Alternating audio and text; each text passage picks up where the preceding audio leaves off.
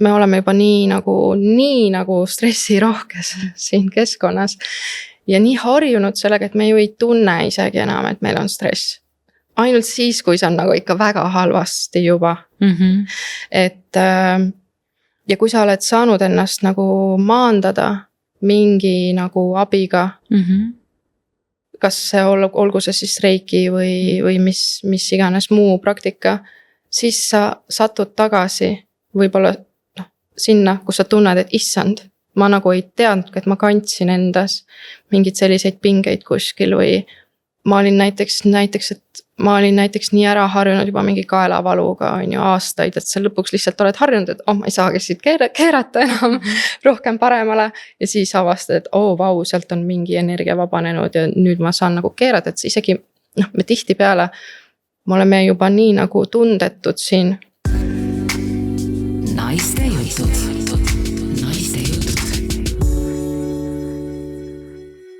Armsad naistejuttude sõbrad, täna me räägime energiatest ja riietest ja sellest, kuidas need kaks omavahel kokku saavad ja sinu enesetunnet märgatavalt paremaks saavad muuta. Mina olen Kristiina Herodes ja mul on külas üks erakordselt põnev disainer, ma ütleks isegi nähtus Eesti moemaastikul, Auria Nurm, tervitus! Tere!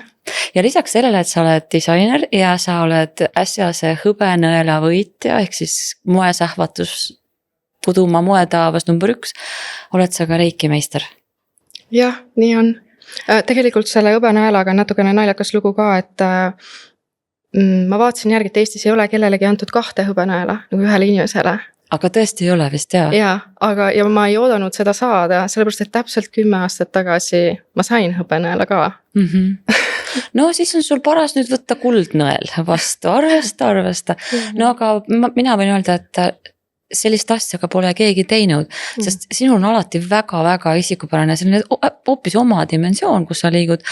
Ja ma otsisin, kas on keegi disainer maailmas, kes reikit ja rõivakunst ja seda kogu neid 2 väga lähedast maailma, ehk siis nad ongi tegelikult läbi põimunud mõnes mõttes, aga minu meelest ei ole seda keegi teinud. Ma tean, et Hussein Shalayan on natukene selle teemaga tegelenud, aga mitte üldse nii sügavuti, vaid nagu niimoodi riivamisi, eks ju, ja neid selliseid energiatega töötajaid on nagu teisi ka, aga ei ole kuulnud, et oleks niisugust nähtust meil siin. Oled sa ise kuulnud? Ei ole. Kindlasti kõik teavad nende mandalatega prinditud T-särke ja nii edasi, et sellist on ja reiki meistrite poolt siis nagu pühitsuse saanud maalaketid ja nii edasi. Aga need on pigem sellised nagu klassikalised näited on ju. Et aga jah, sellist nagu vormide sidusust ja ideede ja seda minu teada ei ole ja see võttiski ka üsna kaua aega, et üldse mõelda siis välja mingi selline nagu enda keel. Ega see kõik tuleb ükskord väga sügavalt hingepõhjast ka ja mina mõnikord mõtlen niimoodi, et kuna hea idee tahab küpseda, just see tee ongi pikk tulla, sellepärast, et pinnapealsed teedid tulevad hästi ruttu, šiuh, pole üldse vaja süveneda, on ju. Aga kusagil on mingi tähendus, väli, siis on see teisiti. Aga ega meist mitte keegi ei satu selliste praktikate juurde juhuslikult elus. Et mis sinu elus eelnes sellele, et sa üldse reiki juurde jõudsid? See oli võib-olla selline teekond, mida ma isegi teadnud, et ma nagu ette võtsin, sest et ma mäletan, et esimene mälestus nii-öelda nagu energiate tajumisest oli, kui ma võtsin päikest emaga, ma olin väga väike ja ma hingasin ja tekkisid sellised valguse vortexid, kus ma siis nagu reisisin, ma tundsin oma nagu sellised tugevat elektrilist keha nagu ja ma küsisin pärast hiljem ema käest, et mida ma tegin nagu seal samas, tegin silmad lahti pärast ja küsisin, et mida sina näed, kui sul siin silmad kinni, et ta mingi, et millest sa räägid, on ju. Ja siis ma sain aru, et okei. Ja ma jäin mõttesse ja siis ma hakkasin katsetama erinevat erinevaid hingamismetoodikaid nagu ise oma intuitsiooni pealt ja nii edasi. Kohe päris väiksena. Ja.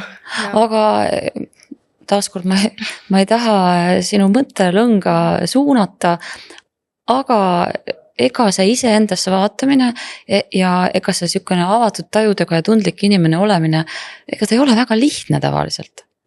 Kuidas sul oli? Ja ei ole lihtne, muidugi, sest et ütleme nii, et kui sa sisened ruumi ja sa ei tunne teiste inimeste mõtteid ja energiaid, sul on palju lihtsam seal olla, sul on palju vahetum võib-olla suhelda, sul on võib-olla palju, mida võib-olla, vaid kindlasti palju lihtsam suhelda inimestega, ilma et sul käiks miljon mõtet nagu taga, kõrva taga. Ja tänu sellele on nagu väga keeruline lihtsalt nagu kuskil ruumis olla. Aga mis siis on keeruline? Sest ma tahan lihtsalt nagu teada, sest et meie kuulajate hulgas on ka väga palju inimesi, kes on väga intuitiivsed, väga sihukest avatud südametega. Et proovi kirjeldada, et mis see takistab siis või takistab nagu ennast vabalt tunda ja kus need raskuse kohad on?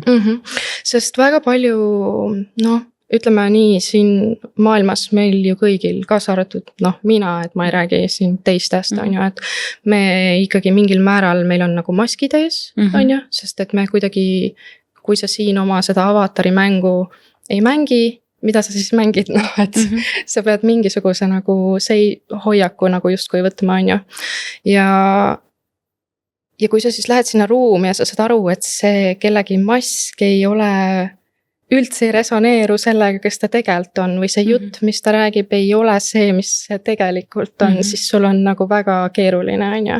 Ja ma arvan, et paljudel tundlikel inimestel ja sellise tugeva energeetilise nagu tajuväljaga inimestel ongi sellepärast väga raske, sest et sa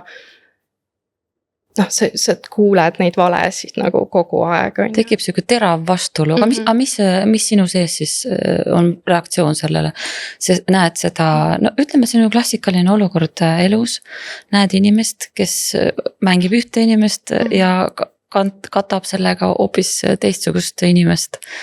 Ja võib-olla on see veel, neid kihte võib veelgi olla. Me rääkisime TK-ga 424K just kihtidest ja kihtide petlikkusest ja sellest, kui kerge on ennast siin ära kaotada ja kui hirmsasti ajab vihaseks siis, kui keegi sulle puhast peeglit näitab ja sa saad korraga aru. Võib-olla inimene ise ka usub juba seda oma mängu. Jah, nii on, me kõik usume seda mängu, aga sellel ongi need varjukihid, on ju, et mida me siis energeetiliselt tunnetame.